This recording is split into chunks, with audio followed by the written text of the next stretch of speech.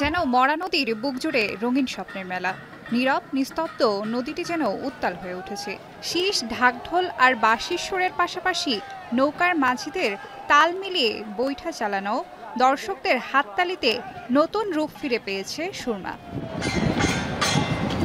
শুক্রবার দীর্ঘ ২২ বছর পর হাওড়ের জেলা সুনামগঞ্জের দিরাইয়ের দুর্গম এলাকা শ্যামারচর বাজারের পাশে মরা সুরমা নদীতে আয়োজন করা হয় শতবর্ষের ঐতিহ্য প্রাণের উৎসব নৌকাবাইজ প্রতিযোগিতা দেখতে সকাল থেকে বৃষ্টির মধ্যে নদীর দুই পাড়ে জড়ো হতে থাকেন নারী, পুরুষ, শিশুসহ হাজারো মানুষ।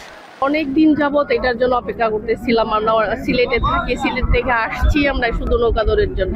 খুব ভালো লাগতেছে, অনেক আমরা সুন্দর লাগতেছে, জীবনে দেখি নাই তো আর নৌকাবাইজ, এবার প্রথমে দেখতেছি। আর্ট প্রতিযোগিতায় অংশ নেওয়া মাঝিরা জানান নৌকাবাইজ প্রতিযোগিতায় অংশগ্রহণ করেই খুশি তারা। আনন্দ লাগে, খুশি লাগে, মনে হলো আরো মানুষ যারা তারারও আনন্দ লাগে, দেখতে খুব ভালো লাগে, তার জন্য আসছি। মানুষের দর্শকের আনন্দ পাওয়ার লাগে আর আমরা আনন্দ পাওয়ার লাগে আসি। প্রতি বছর এই উৎসবের আয়োজন করা হয় বলে জানান আয়োজক।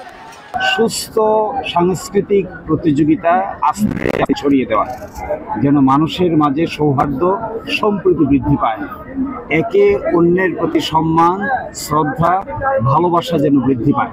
ঐতিহ্যের এই নৌকাবাইজ প্রতিযোগিতা হাওড়ের মানুষের ঐক্য আর ভ্রাতৃত্বের প্রতীক, যা শত বছরের সংস্কৃতি মনে করিয়ে দেয়।